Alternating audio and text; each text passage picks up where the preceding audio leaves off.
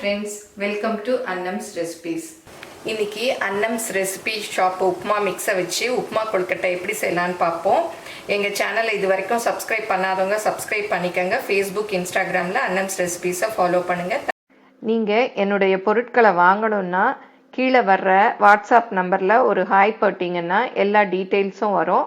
அதை பார்த்து உங்களுக்கு என்னென்ன பொருள் வேணுமோ அதை நீங்கள் ஆர்டர் பண்ணி வாங்கிக்கலாம்.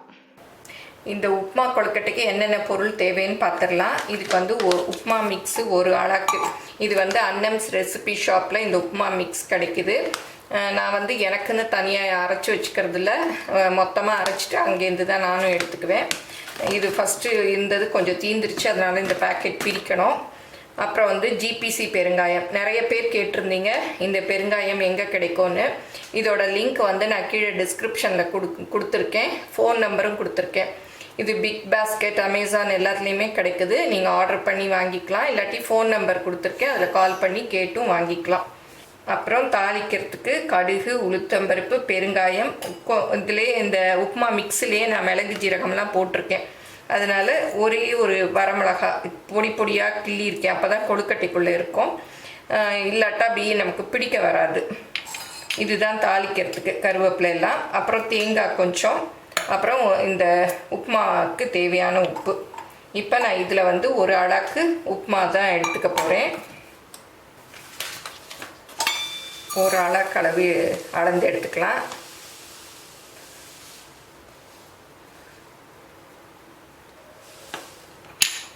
இதை மீதியே இந்த டப்பாவில் போட்டு வச்சு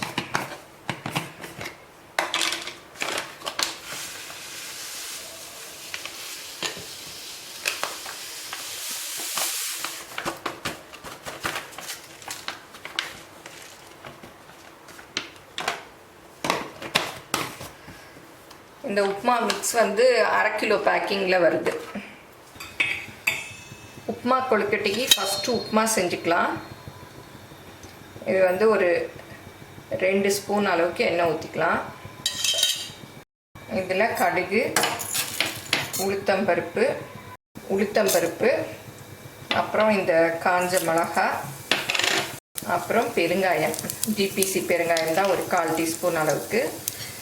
அப்புறம் கருவேப்பிலை நல்லா செவந்துருச்சு. உளுந்துலாம் இந்த உப்மா மிக்ஸை போட்டுக்கலாம். நம்ம சப்ஸ்கிரைபர் மலர்விழின்னு அண்ணா நகர்லேருந்து இந்த உப்மா மிக்ஸ் வாங்கியிருந்தாங்க.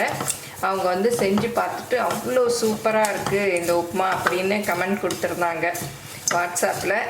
தேங்க்யூ மலர்விழி, கேட்குறதுக்கே ரொம்ப சந்தோஷமாக இருந்தது. ஒரு ஆளாக்கு உப்மா மிக்ஸ் போட்டேன், அதுக்கு 3 அதே ஆளாக்கில் 3 ஆளாக்கு தண்ணி.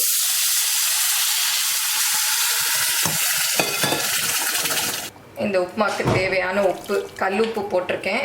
நல்லா மிக்ஸ் பண்ணி விட்டுருங்க, கரைஞ்சிரும். இல்லாட்டி நீங்கள் நைஸ் உப்பு வேணும்னாலும் போட்டுக்கலாம். அப்புறம் தேங்காய் பூ ஒரு 4 டேபிள் ஸ்பூன் அளவு. இதை நல்லா மிக்ஸ் பண்ணி விட்டுறணும், ஏன்னா உப்பு கரையணும், இல்லாட்டா அப்படியே இருக்கும். இப்போ மூடியால் மூடி அடுப்பை குறைச்சி வச்சு வேக வைக்கலாம். இடையில திறந்து கிளறி விடுங்க, இல்லாட்டி அடியில் கொஞ்சம் பிடிச்ச மாதிரி இருக்கும். நம்ம வெறும் உப்மாவாக சாப்பிட்டா பரவாயில்ல. இப்போ நம்ம கொழுக்கட்டை பிடிக்கிறதுனால ரொம்ப அடி பிடிக்காமல் அப்படியே மிக்ஸ் பண்ணி விட்டுறணும். இன்னும் ஒரு 2-3 நிமிஷம் இருந்தால் நல்லா வெந்துடும். இப்போ திறந்து பார்க்கலாம், நல்லா வெந்துருச்சு. அப்படியே இறக்கி ஆற விட்டுறலாம். இந்த உப்மாவெல்லாம் இந்த பிளேட்டில் மாற்றிக்கலாம். ஆறின பிறகு தான் வந்து நமக்கு கொழுக்கட்டை பிடிக்க முடியும். நல்லா ஆற விட்டுறலாம். இந்த மாதிரி இட்லி பிளேட்டில் கொஞ்சமாக எண்ணெய் தடிக்கணும், இல்லாட்டா வந்து அது அப்படியே ஒட்டிக்கும். கொஞ்சமாக, ரொம்ப வேண்டாம். இந்த மாதிரி பண்ணிட்டோன்னா அதில் ஒட்டாது. இப்போ இது நல்லா ஆறிடுச்சு. உங்களுக்கு எவ்வளோ ஷேப்பில் வேணுமோ அந்த அளவில் உருட்டி வச்சுக்கலாம், எப்படி வேணால் வச்சுக்கலாம்.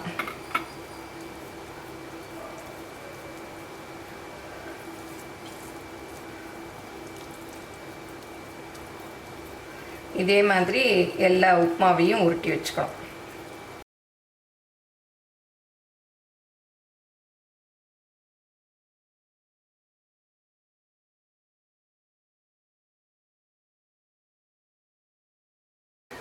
இப்போ எல்லா உப்புமாவையும் கொழுக்கட்டையாக ஊற்றியாச்சு. இதை ஃபஸ்ட்டு ஒரு தட்டு வேக வச்சுக்கலாம், அப்புறம் இதை வச்சுக்கலாம் ரெண்டாவதாக.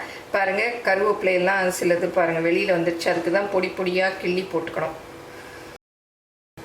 இட்லி பாத்திரத்தில் தண்ணி ஊற்றி கொதிக்க வச்சுருக்கேன், நல்லா ஆவி வந்துடுச்சு.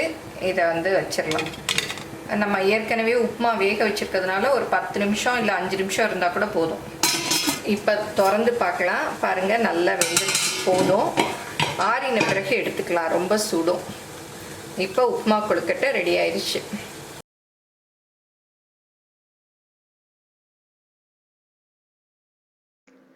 ஆன்லைனில் என்னுடைய பொருட்களை வாங்கணுன்னா shop.annamsrecipes.com அப்படிங்கிற சைட்டுக்கு போனீங்கன்னா என்னுடைய ப்ராடக்ட் லிஸ்டெல்லாம் இருக்கும். அதில் எது வேணுமோ அதை செலக்ட் பண்ணி நீங்கள் வாங்கிக்கலாம்.